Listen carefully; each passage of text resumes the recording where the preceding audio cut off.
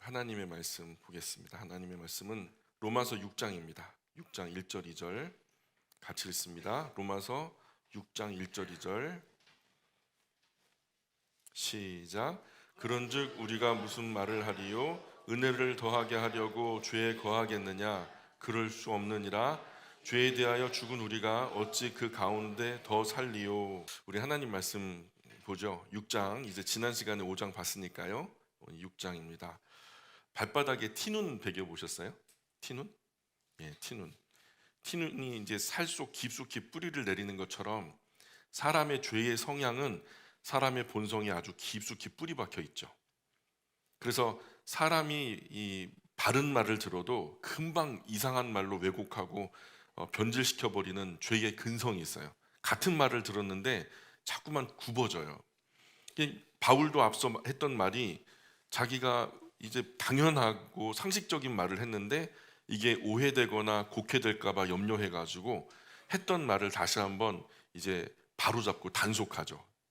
그래서 사람에게 죄가 있으면 거기에 하나님의 은혜도 있다 하니까 악한 사람들의 대답이 뭐였냐면, 사람 죄가 많으면 거기에 하나님 은혜도 있다니까 그러면 사람의 죄가 많으면 하나님 은혜도 많을 거 아니냐? 그러면은 죄도 많이 지으면 하나님 은혜는 더 많이 나타나겠지? 그러니까 우리가 나쁜 사람이 아니야. 결론적으로는 하나님의 은혜를 더 많이 나타나게 하는 사람이니까, 그러니까 우리가 벌 받을 사람이 아니지 우리는 상 받을 사람이야. 이런 엉뚱한 궤변을 늘어놓는 것은 꼭 유대인 중에서 그리스도인이 된 사람들이 이런 짓을 하는 거예요. 율법을 계속 가져가려고. 그래서 누가복음에서도 예수님이 말씀하셨죠. 어떤 사람이 500데나리온 빚졌대요. 또 다른 사람은 50데나리온 빚졌대요. 둘 다 찢어지게 가난했나 봐요. 결국 못 갚았대요. 그래서 어차피 갚을 수 있는 처지가 아니라는 것을 채주가 알고는요, 둘 다 탕감해 줬대요. 안 갚아도 돼. 그러면 예수님이 그러고서 이제 말씀하시는 것은, 그러면 이 둘 중에 누가 더 많이 감사할까라고 제자들에게 물으셨어요. 그랬더니 베드로가 대답하죠. 더 많이 탕감받은 사람이 더 많이 감사하겠죠. 이렇게 죄가 많은 곳에 더 크게 은혜가 더 크게 임하더라는 거죠. 그래서 죄 많이 지은 사람이 많은 죄 용서받고 더 크게 감사하더라는 거죠. 나병 환자 바리새인 시몬보다 창녀 베다니 마리아가 더 많이 감사하죠. 오히려 이 나병 환자면서 이제 언제 죽을 줄 모르는 바리새인 이 시몬은요, 아직도 주인 행세를 해요. 예수님이 오셨는데도 손님 대접을 안 해요. 자기가 바리새인이라고 의를 주장하는 거죠. 그런데 이 창녀 베다니 마리아는요, 우리가 자기가 초대한 것이 아니고 여기에 잔치 주인도 아닌데도 불구하고 자기 집에 가가지고 예수님을 더 많이 사랑하니까 자신의 전부인 향유 한 옥합을 갖다 그 발 아래 깨뜨려서 머리부터 발끝까지 쏟아 부어드리죠. 그렇다고 우리가 더 크게 감사하기 위해서 더 크게 죄를 짓는 것은 말이 안 되죠. 그런데 잘 생각해 보세요. 이제 우리의 상식을 깨뜨리는 얘기를 해드릴게요. 물론 일반적으로 상식적으로 볼 때는 죄 많이 짓는 것은 분명히 나쁜 일이에요. 그런데 사실 하나님 앞에서 죄 많이 지은 사람이나 죄를 적게 지은 사람이나 사실 거기서 거기예요. 맞아요? 누가 죄가 많다, 누가 죄가 적다라고 말하는 거 하나님 앞에서 의미가 있어요, 없어요? 도토리 키재기예요. 어차피 그 본성 안에 죄의 성향이 깊게 뿌리 박혀 있어서 그 죄가 열매가 되어 삶으로 드러난 사람이든 그렇지 않은 사람이든 죄인 된 것은 매일반이죠. 죄의 나무라는 거예요, 아예. 아직 죄를 짓지 않은 사람도 그 여건과 환경이 주어지면 얼마든지 죄를 범할 수 있어요. 그런 환경에서 자라나고 그런 여건이 되면 나도 얼마든지 그런 죄를 저지를 수 있다고요. 여지가 있다는 거죠. 어차피 많든 적든 죄를 짓는다면 하나님 앞에서 일반적으로는요, 죄 많이 짓고 겸손한 것이 비교적 죄를 조금 덜 짓고 교만한 것보다는 훨씬 더 낫다는 거예요. 이해 가세요? 이 사람의 상식으로는 좀 이해가 되지 않지만 하나님의 눈으로 볼 때는요, 많이 짓거나 적게 짓거나 그것은 매일반이니까. 많이 짓고 겸손한 것이 적게 짓고 교만한 것보다 낫더라는 거예요. 예수님 어느 집에서 편안하셨을까요? 바리새인 나병 환자 시몬의 집에서 마음이 편안하셨을까요? 아니면 베다니 나사로 집에서 편안하셨을까요? 투만하면 잔소리죠. 같은 의미로 예수님 삭개오 집에서도 엄청나게 편하셨을걸요? 삭개오가 예수님 앞에서 교만하게 할 게 뭐가 있어요? 세리 주제에 자기가 자타고 공인하는 죄인이라고 스스로 고백하는데 예수님 삭개오 집에서 정말 편안하셨어요. 그런데 바리새인들은 나름 지켜왔던 작은 율법 조항 내세우면서 나는 저들과 같지 않다. 나는 저들과 같지 않다. 나는 일주일에 한번 금식도 하고 어떤 그냥 근처와 회향과 작은 박하와 이런 것들에 11조도 그냥 빠짐없이 하나님께 드리고 막 이런 그 율법의 작은 조항들 내세우면서 나는 저들과 같지 않다. 그렇게 예수님 앞에서 교만 떨고 있었어요.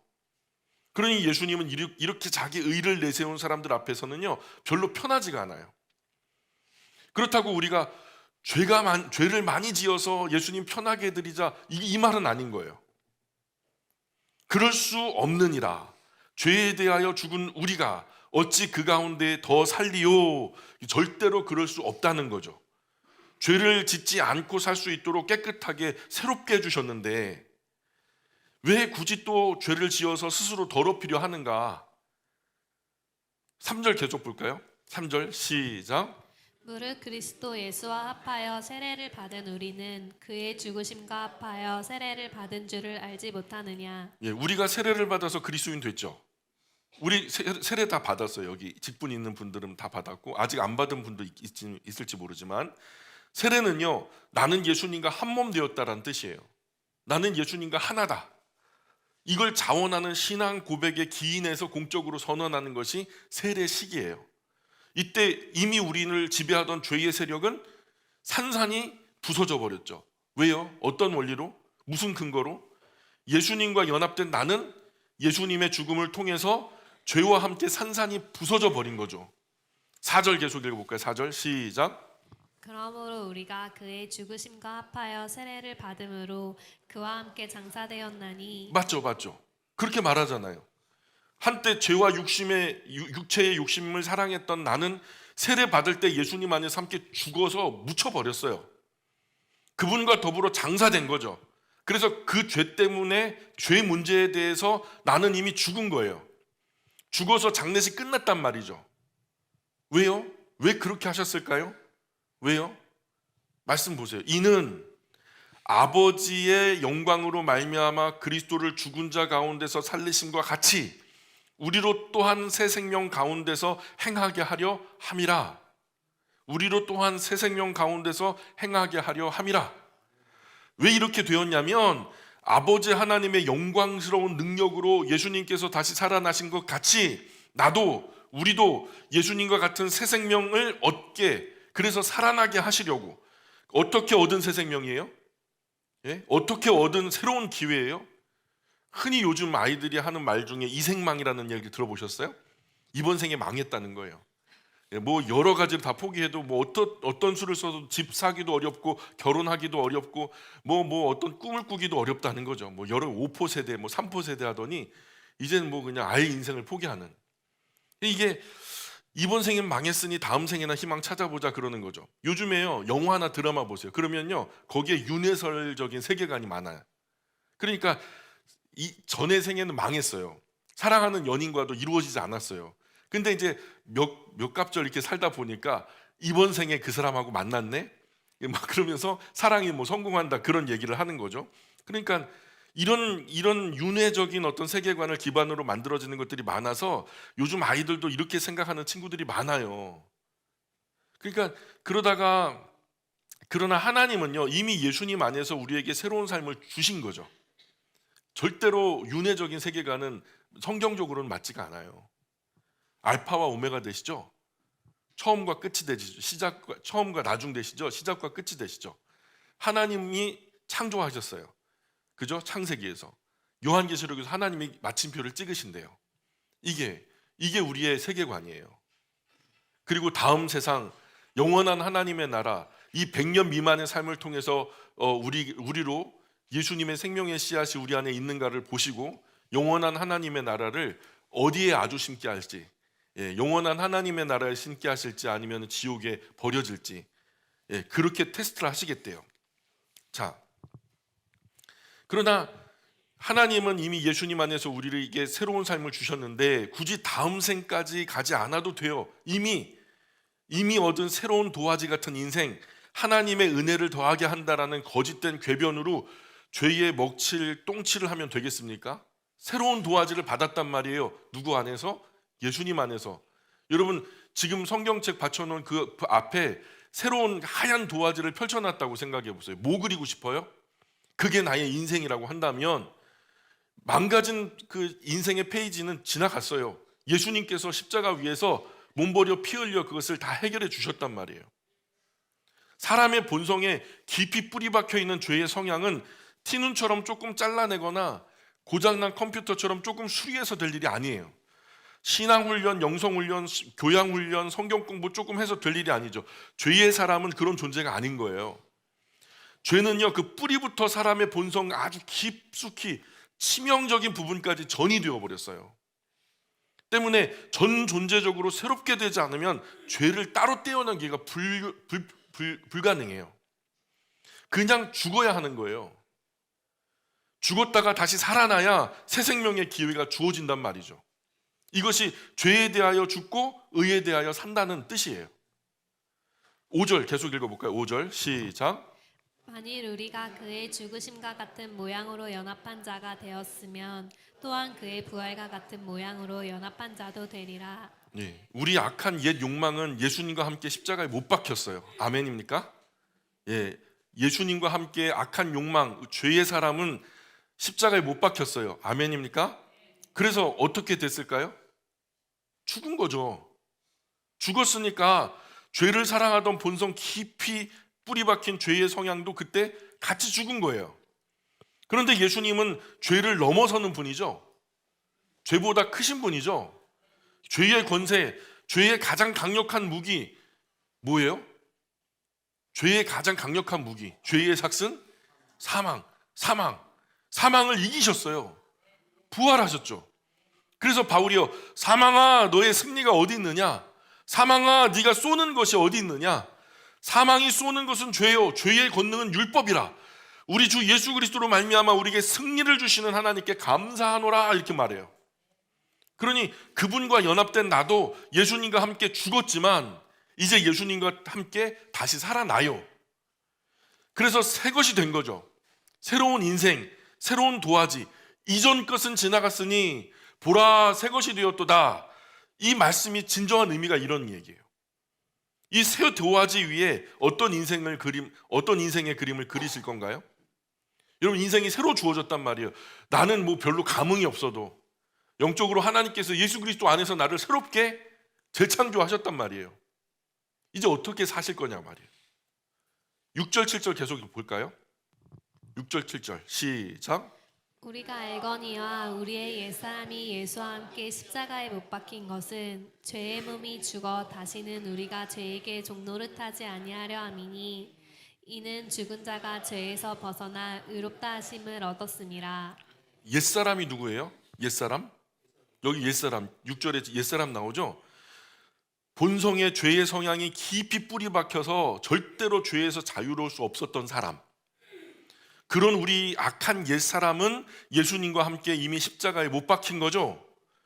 그러므로 죄에 대하여 자유로울 수 없고 심지어 죄를 사랑하던 옛사람은 십자가에 못 박혀 죽어버렸으니까 이제는 더 이상 죄의 지배를 받거나 죄의 노예처럼 살 필요는 없어진 거죠. 우리가 죄에 대해서 죽었으니까. 어떻게 죄와 사망을 무기로 삼는 악한 세력들이 우리를 구속할 수 있겠어요? 사망을 이겨버렸는데, 그래서 다시 살아났는데. 예를 들어 깡패가 와가지고 이제 목에다 칼을 들이면 너 죽어, 협박하잖아요.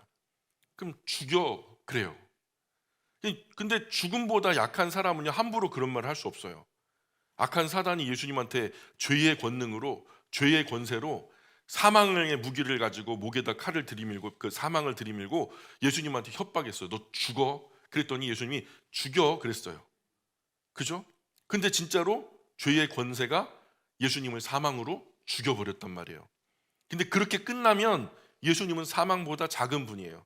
근데요, 사흘 만에 살아나셨어요. 어멈, 사망이 이제 안 통하는 거예요.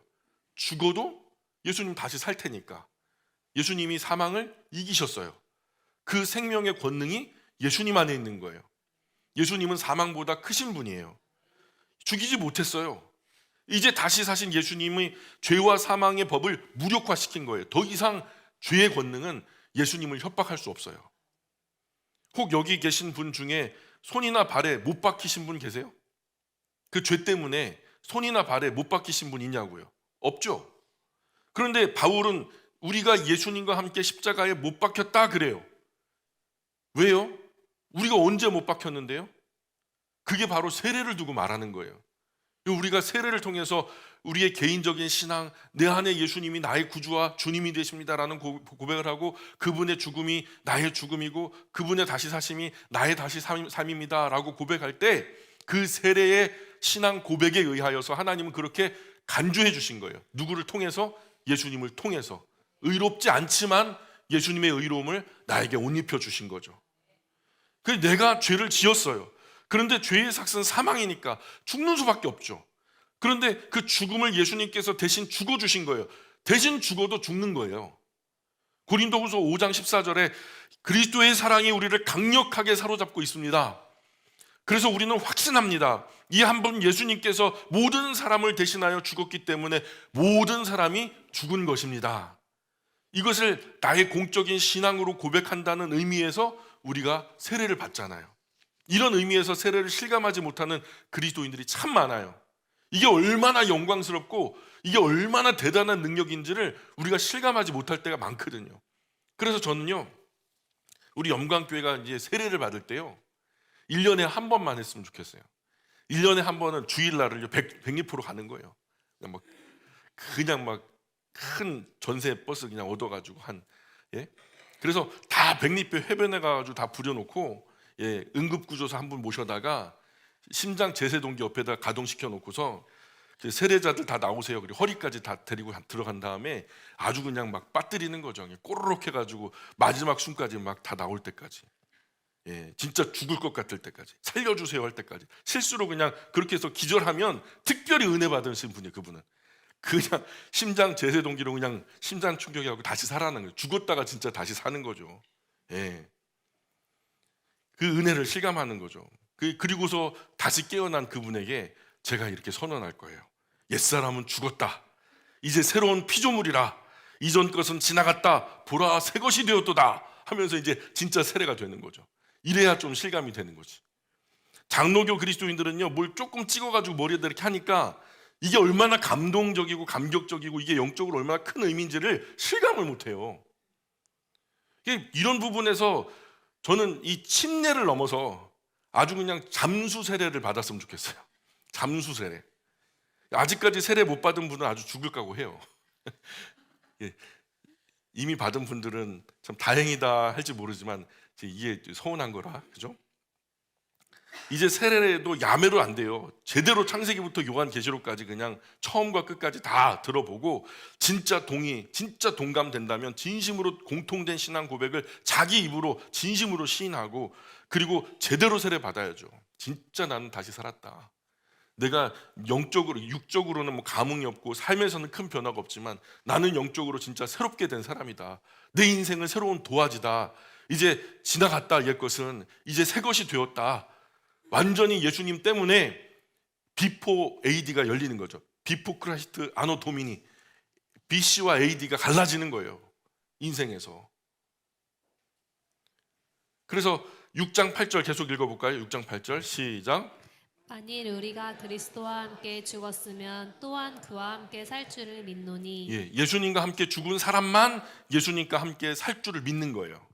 예수님과 전제가 뭐예요? 예수님과 함께 죽어야 예수님과 함께 사는 거예요. 그런데 이 믿음은, 이런 믿음은 아무나 가질 수 있는 게 아니에요. 하나님이 은혜 주신 사람만 믿어지는 거죠. 이건 선물 같은 거예요. 내가 믿겠다고 애를 쓰고 힘을 써도 되는 게 아니고 공부해서 될 일도 아니에요. 성경 100번 읽어도 안 돼요. 이거는요, 하나님이 선물로 주시는 은혜예요. 감당할 수 없이 엄청나게 좋은 선물이라 이거 갚을 수도 없어요. 그래서 은혜라고 해요. 9절 시작. 이는 그리스도께서 죽은 자 가운데서 살아나셨음에 다시 죽지 아니하시고 사망이 다시 그를 주장하지 못할 줄을 알미로라. 예, 죽은 사람 가운데 홀로 살아나신 예수님은요 다시 죽을 일이 없어요. 죽인다고 협박도 안 통해요. 이제 죽음도 더 이상 예수님을 구속하거나 지배할 힘이 없어요. 죽음 아래 묶여 계시지 않아요. 절대로. 죽음을 이기시고 다시 살아나셨거든요. 그래서 10절에 시작. 그가 죽으심은 죄에 대하여 단번에 죽으심이요 그가 살아계심은 하나님께 대하여 살아계심이니. 예, 예수님은 죄의 가장 강력한 무기 즉 사망을 꺾기 위해서 죄에 대하여 단번에 죽으신 거예요. 죽여봐. 그래서 죽임을 당하셨어요. 그리고 다시 살아났단 말이에요. 지금은 하나님과 깊은 교제 가운데 지금 살아계세요. 죽으신 거예요. 영원히 살아계세요. 그 생명이 죽음을 덮어버렸어요. 그 생명력이 엄청 무궁하여서 온 우주를 덮고도 넘쳐요. 그분을 따르는 사람에게 모두 영원한 생명을 주어도 모자람이 없어요. 풍성하신 분이에요. 내가 이 땅에 온 것은, 세상에 온 것은 양으로 생명을 얻게 하고 더 풍성히 얻게 하려 함이라. 사망아, 너의 승리가 어디 있느냐? 사망아, 네가 쏘는 것이 어디 있느냐? 사망이 쏘는 것은 죄의 권능은 율법이라. 우리 주 예수 그리스도로 말미암아 우리에게 승리를 주시는 하나님께 감사하노니. 그러므로 내 사랑하는 형제들아, 견실하며 흔들리지 말고 항상 주의 일에 더욱 힘쓰는 자들이 되라. 이는 너희 수고가 주 안에서 헛되지 않은 줄 알미라. 죽었다가 다시 살아난 사람들은요, 이제 인생의 다른 페이지를 쓰고 있어요. 다 이제 영원한 삶에 하나하나 남겨지는, 이전에 우리가 노력했던 옛사람의 속에서 노력했던 것들은요 아무 의미가 없었어요. 수고해도 그 물거품처럼 사라질 것들이었어요. 그러나 이제 새 것이 된, 예수 그리스도 안에서 새 것이 된 사람들이 지금 하는 일들은요 역사의 새로운 페이지예요. 영원한 삶의 의미를 부여하는 정말 중요한 일들이 된단 말이죠. 옛날 내가 살던 죄의 지배는 사망 신고가 된 거예요. 여러분, 사망 신고가 됐단 말이에요. 그리고 이제 다시 사신 예수님은 자신과 함께 그분에 속한 사람들을 하나님 집에 우리 호적을 올리셨어요. 그러니 그분과 함께 죽고 그분과 함께 다시 사는 우리는 이제 죄와 짝하여 살 수 없는 거예요. 죄에 대하여 완전히 죽었으니까요. 거긴 사망 신고 된 거예요. 이제 예수님은 하나님 집에 하나님과 함께 사는 것처럼 우리도 같은 원리로 예수님처럼 하나님 집에 살게 될 거예요. 11절 보세요. 11절 시작. 이와 같이 너희도 너희 자신을 죄에 대하여는 죽은 자요 그리스도 예수 안에서 하나님께 대하여는 살아있는 자로 여길지어다. 예, 이제는 우리는 죄의 집에 대해서 죽은 사람이에요. 하나님 집에 새로 태어난 사람이에요. 하나님 집에 호적이 등기가 이루어졌어요. 그러면 하나님 감은 사람답게 살아야죠. 그죠? 그러니 이 귀한 은혜 받은 사람이라면 죄 많은 곳에 은혜 많으니 죄 많이 지어서 하나님 은혜 더 많이 받으란다, 이딴 말을 하면 안 되는 거죠. 12절 13절 계속 읽어볼게요. 시작. 그러므로 너희는 죄가 너희 죽을 몸을 지배하지 못하게 하여 몸의 사욕에 순종하지 말고 또한 너희 지체를 불의의 무게로 죄에게 내주지 말고 오직 너희 자신을 죽은 자 가운데서 다시 살아난 자 같이 하나님께 드리며 너희 지체를 의의 무기로 하나님께 드리라. 예, 그러니 이제 더 이상 나약한 몸을 죄에게 지배당해 가지고 100년 미만 끝나는 육체 욕망 아래에 빠져들게 해서는 안 된다는 거예요. 그 죄에 질질 끌려다니면서 우리 몸의 한 조각이라도 죄의 도구가 되게 하면 안 되는 거예요. 죽은 자 가운데서 다시 살아난 새로운 신분, 새로운 인생, 새 것이 되었던 이것처럼 나의 전부를 하나님께 드려서 새로운 일, 의로운 일의 도구로 쓰임받게 해야 된다라는 거예요. 사실 이 모든 것이요 우리 마음 지키는 일로부터 시작되거든요. 내가 완전히 존재적으로 옛사람 죽고 새사람이 되었는데 이것을 마음으로부터 인정하지 않고 이게 마음으로부터 새로워지지 않으면요 어제와 똑같은 삶을 사는 거예요. 옛사람이 연속으로. 그러니 지금 이 마음을 지키는 게 중요하거든요. 큰 배가 작은 키 하나로 움직이는 것처럼 우리 100년 미만의 인생은 마음 하나로 움직이거든요. 이 마음을 우리가 잘 지켜내야 되는데요. 그래서 이 새롭게 허락하신 그 마음, 그 신앙 잘 지켜내야죠. 죄는 항상 개인의 욕망 쫓아서 살 때 발생해요. 내가 살고 싶어서 내 욕심껏 살면은요 죄는 거기 항상 있어요. 제가 목회할 때 하나님 위한 것이 아니고 다만 제 목회 성공을 위한 것이라면 그 목회는요, 그 자체로 큰 죄가 돼요. 마찬가지로 우리 그리스도인으로 살아갈 때 그것이 내 개인적인 욕망을 충족하기 위함이라면 그 인생 자체도 죄가 되는 거예요. 그러니까 다 내려놓아야 돼요. 내가 목회 성공하겠다, 내 개인의 어떤 욕심과 욕망을 충족하겠다, 절대 안 되죠. 이런 100년 미만에 끝날 모든 육체의 욕심과 욕망을 다 내려놓고 싹 비워야 돼요. 마음 싹 비워야 돼요. 남은 인생 그릇, 깨끗하게 비워진 남은 인생 그릇에 먼저 무엇을 채울 것인지 처음부터 다시 생각해야 돼요. 진지하게 고민하면서 하나님 앞에서 하나하나 새롭게 담아내야 돼요. 저 위의 것으로, 보다 영원한 것으로, 나를 구원하신 예수님께서 기뻐하실 만한 것으로 하나하나 새롭게 채워나가야 된다고요. 악한 영들은 이렇게 살면 전혀 행복하지 않을 거라고 속이죠. 예. 악한 영들은 뭔가를 더 가져야 행복할 수 있고, 뭔가를 더 해야 행복할 수 있고, 뭔가가 또 위대한 무언가가 되어야 행복할 거라고 속이죠. 그러나 하나님 말씀에서 진짜 행복한 사람은요, 전혀 그렇지 않아요. 아직 내가 뭐가 되지 않았어도, 내가 뭘 할 수 없어도, 내가 뭔가 가지지 않아도요, 오직 여호와의 율법을 즐거워하여 그 율법을 주야로 묵상하는 사람이 행복한 사람이다. 그는 시냇가에 심은 나무가 철을 따라 열매를 맺으며 그 잎사귀가 마르지 아니함 같으니 그가 하는 모든 일이 다 형통하리로다. 여기에 뭘 가지는 이유가 있어요? 뭐가 되거나 뭘 해야만 한다라는 여지가 있냐고요. 그 행복은요, 하나님 앞에 있는 거예요. 이 일에 뭘 더 가져야 돼, 뭐가 돼야 돼요, 뭘 해야 돼요, 다 필요 없죠. 하나님 한 분만으로 만족한다는 거죠. 그렇게 살기 위해서는 죽을 몸이 왕노릇하면 안 되죠. 우리 개역 한글판 성경에서 12절에 보면 너희는 죄가 너희 죽을 몸을 지배하지 못하게 하라. 우리 개정판 성경에 그렇게 나오죠. 근데 개역 한글판 성경에는 너희는 죄로 너희 죽을 몸을 몸에 왕노릇하지 못하게 하라 이렇게 돼요. 왕노릇. 이런 사사로운 욕망과 욕심이 나의 삶을 지배하지 못하게 해야 된다라는 거예요.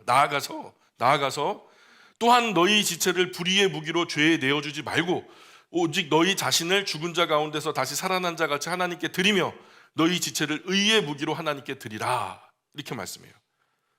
여기서 안 하고 못 하고 이거 하면 안 돼, 저것도 안 돼, 이렇게 안 하고 못 하고로 끝나는 게 아니죠. 어디까지 나가야 된대요? 뭐뭐 하라. 자, 너희 몸을 불의의 무기로 죄에 내주지 말고 너희 몸을 죽음 가운데 다시 사신 예수님처럼 의의 무기로 하나님께 드려라. 무슨 의미인지 아시겠어요? 나의 온 몸과 마음, 삶 전체를 하나님께 드리라는 거죠. 누구처럼? 예수님처럼. 이것이 진정한 헌신이죠. 그래서 헌신의 진정한 모범은 예수님이에요. 예. 하늘 영광 보좌 다 버리셨죠? 몸과 목숨, 생명, 삶, 그 이후의 모든 것까지 다 하나님께 맡겨놓고 그냥 다 던져버리셨어요. 이게 헌신이에요. 그런데 하나님께서 결국 예수님을 섭섭하게 했어요? 예? 하나님 그 뜻과 의를 위하여서 자신의 모든 것들을 던진 예수님을 하나님이 영 섭섭하게 했냐 말이에요. 아니죠. 가장 영광스럽게 했죠. 결국 가장 아름답게 멋지게 하셨죠. 지금 하나님 보좌 우편에 들려 그분과 함께 영생하고 계시죠. 예수님처럼 하나님 향해서 헌신하며 사는 것이 결국 좋은 거예요. 이게 진짜 헌신이죠. 단번에 온전히 전체로 남은 것 없이 정말 대책 없이 나의 인생을 하나님께 전부 부어드릴 때 이 말씀은요 정말 중요해서 12장까지 계속 언급되거든요. 참된 헌신에 대한 이야기가. 우리가 한번 여쭤볼게요. 예수님처럼 하나님께 자신을 드리셨어요? 예수님처럼 나의 남은 인생을 하나님께 완전히 단번에 영원히 전체로 드리셨냐고요. 아낌없이 남김없이 드리셨냐고요. 그게 헌신이라고요. 14절 보세요. 14절 시작. 죄가 너희를 주장하지 못하리니 이는 너희가 법 아래에 있지 아니하고 은혜 아래에 있음이라. 죄가 우리를 주관하면 우리는 죄의 종이죠. 결국 죄에서 얻을 건 사망밖에 없어요. 몸의 죽음이든 영의 죽음이든 1차 죽음이든 2차 죽음이든 죄의 싹은 사망이죠. 결국 아담의 죄 때문에 우리의 육체와 영혼이 분리되는 죽음이라는 것이 역사 안에 들어왔단 말이에요. 그래서 늙고 죽어요. 병들어요. 2차 죽음, 결국 우리가 영원한 부활의 몸을 입게 될 텐데, 부활한 그 몸도요, 또 하나님과 그 영의 근원이신 하나님과 그 영이 분리됨으로써 2차 죽음을 맞이하게 되는 거예요. 그게 모두 다 뭐에 기인하는 거죠? 죄에 기인하는 거예요. 그러나 우리 몸을 하나님의 은혜와 진리가 주장하게 한다면 모든 사람에게 1차 죽음은 피할 수 없는 일이지만, 그러나 2차 죽음과 그 참혹한 심판은 면할 수 있는 거죠. 하나님 은혜가 우리를 주장하면 우리는 영원한 생명길로 인도되는 거죠. 죄의 종이 당연히 얻을 영원한 사망의 결박에서 벗어나 하나님 안에서 영원한 생명과 자유, 진정한 참된 자유를 누리게 되는 거죠. 죄 아래 사는가, 은혜 아래 사는가, 인생은 이 두 가지밖에 없어요. 이 두 가지 경우밖에 없어요. 중간이 없어요. 15절 시작. 그런즉 어찌하리요? 우리가 법 아래에 있지 아니하고 은혜 아래에 있으니 죄를 지으리요? 그럴 수 없느니라. 이 말은 그래요. 그러니 우리가 어떻게 할까요? 우리 구원이 율법을 지켜서 얻어지는 것이 아니라 하나님의 은혜로 얻어지는 것이라 해서 계속 죄를 지어도 상관없다는 말이 맞는 걸까요? 전혀 그럴 수 없는 일이죠. 말도 안 되는 궤변이요 속임수일 뿐입니다. 이런 말을 하는 거예요, 바울이. 16절 계속 읽습니다. 시작.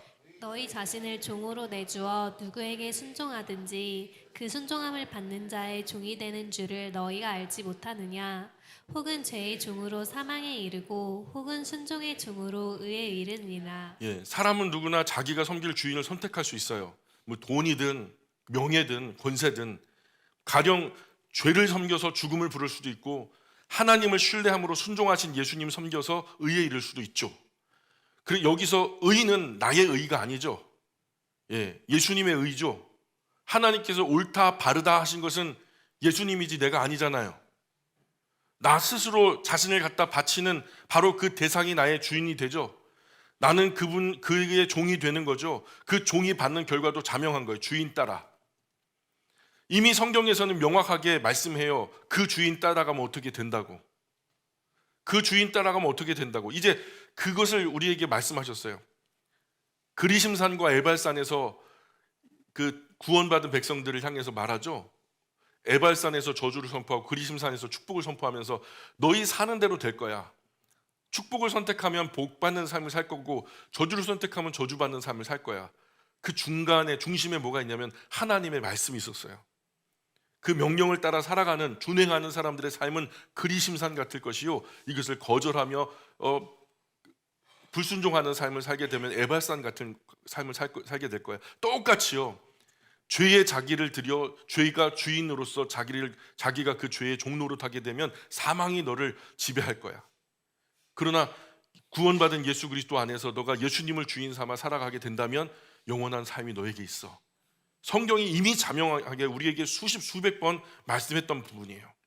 그래서 선택도 나의 것, 책임도 나의 것. 그래서 바울은 지금 옳은 선택, 바른 선택을 해라. 지금 우리에게 그렇게 친절하게 안내해주고 있는 거예요. 17절, 18절 시작. 하나님께 감사하리로다. 너희가 본래 죄의 종이더니 너희에게 전하여 준 바 교훈의 본을 마음으로 순종하여 해방되어 의에게 종이 되었느니라. 비록 우리가 전에 한때는 죄의 종이었어요.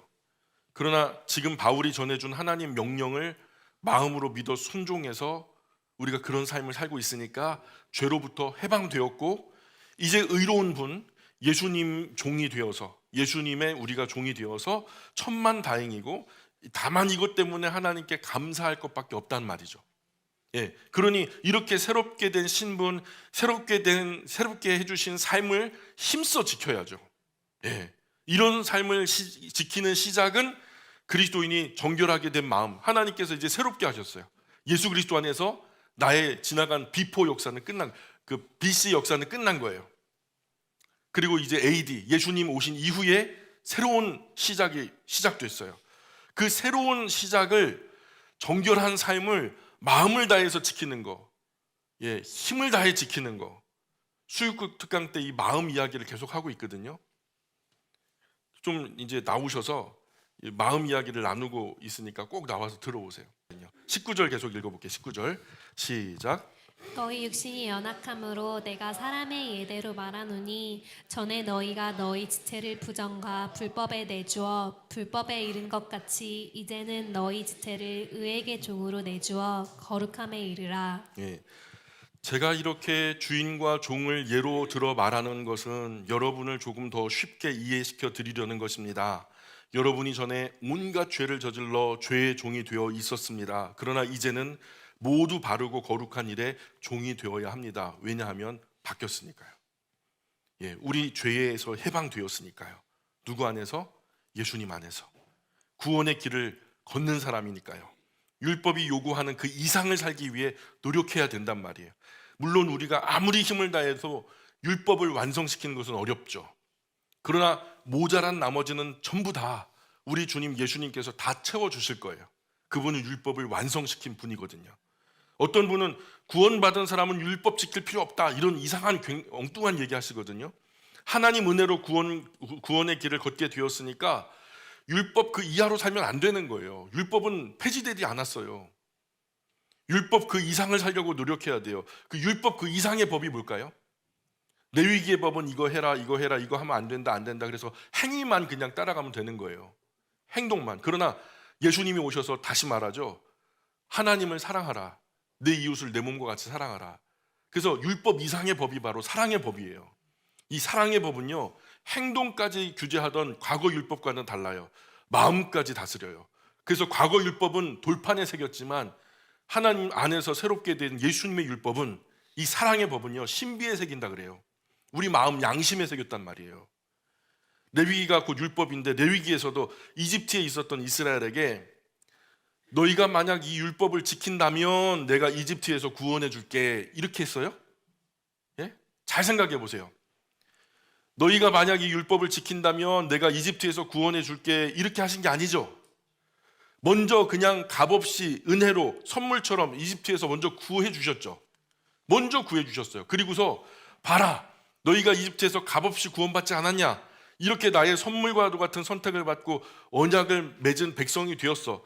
그러니 이제부터 이집트 사람처럼 살지 말고 선택받은 백성답게 거룩하게 순전하게 살아가야 되지 않겠냐? 구원받은 백성처럼, 이렇게 말씀하셨어요. 은혜의 선물로 먼저 구원을 주신 후에 구원받은 사람처럼 살아라고 요청하신 거예요. 오늘도 하나님은 나를 먼저 구원하셨어요. 먼저 구원하셨어요. 죄에서 자유를 얻었으니까. 그러니까 구원받은 백성처럼 죄에 따라 살아가지 말고 나의 몸을 예수님께 드려 의로운 일의 도구로 사용하는 거룩한 삶을 살아가야 한다는 거죠. 누구처럼? 예수님처럼. 지난 시간 우리가 로마서 5장에서는 5장의 제목을 제가 정했죠. 예수님 덕분에, 이렇게 제목을 붙여야 된다고 말씀드렸죠. 근데 6장의 제목은 뭘까요? 그죠? 예수님처럼이 되겠죠. 5장이 예수님 덕분에라고 한다면 6장은 예수님처럼이 되겠죠. 내가 거룩하니 너희도 거룩하라. 오늘 좀 덜 떨어진 복음주의자들이 율법을 왜곡해요. 그래서 고린도 후서의 말씀에 의무는 죽이는 것이고 영은 살리는 것이다, 이 말을 왜곡해요. 그래서 지금 우리 세상은 성경 말씀 따라서 살면 절대로 안 되고 성령 따라서 살아야 된다. 그러니까 성경은 덮어놓고 성령을 우리가 극대화시키는 이상한 소리를 해요. 그래서 성경에 나와 있다고 하니까, 이런 말씀이 성경에 나와 있다고 하니까 순진한 한국교회 그리스도인들이 그런가 보다, 이제는 성령 시대인가 보다, 성령 따라 행해야 되나 보다. 그리고서는 성경은 뒤로 치워놓고 작정하고 안 봐요. 그리고 그저 하면 성령 받으려고 하니까 그냥 손바닥에 불나게 박수 쳐요. 그리고 열나게 찬송 부르고 그냥 뜨겁게 기도하고, 그럼 비로소 성령의 불이 일어나는 걸로 착각을 해요. 성경은 덮어놓고. 한국교회 성령운동하는 분 치고 성경 보는 분이 거의 없어요. 주경신학을 해서 성경을 바르게 해석하는 분이 거의 없어요.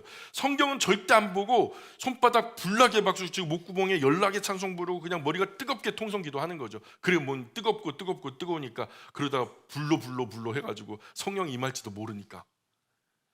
이 성경의 근본을 이해하지 못하고 신비주의 무속신앙으로 역행하는 거예요. 무당이 그냥 막 흥을 돋구고 막 그냥 요란 꽹가리를 떨어서 신접하는 것처럼 무질서 속에 귀신은 임하죠. 질서 가운데 성령님은 임하시거든요. 20절 시작. 너희가 죄의 종이 되었을 때에는 의에 대하여 자유로웠느니라. 예, 자유롭다는 얘기는요, 여러분 죄의 종이었을 때는요 선한 일 따위는 아무 관심도 없었죠, 이 말이에요. 예, 선한 일 따위에는 아무 관심도 없었어, 이런 말이에요. 21절 계속 시작. 너희가 그때 무슨 열매를 얻었느냐? 이제는 너희가 그 일을 부끄러워 안 하니 이는 그 마지막이 사망이니라. 자, 그래서 그런데 그 열매가 무엇이었습니까? 그 열매가 좋았습니까? 좋기는커녕 지금은 그 열매 부끄러워서 감추고 싶지 않습니까? 왜 그런 줄 아십니까? 그것은 그 죄의 마지막이 곧 사망이기 때문입니다. 이제 그것을 눈을 떠서 알게 되고 보게 된 거라는 거예요. 그러니까 부끄럽죠. 그러니까 수치스럽죠. 내가 이것을 위해서 여태까지 목숨 걸고 살아왔단 말이야? 얼마나 창피하겠어요. 22절 시작. 그러나 이제는 너희가 죄로부터 해방되고 하나님께 종이 되어 거룩함에 이르는 열매를 맺었으니 그 마지막은 영생이라.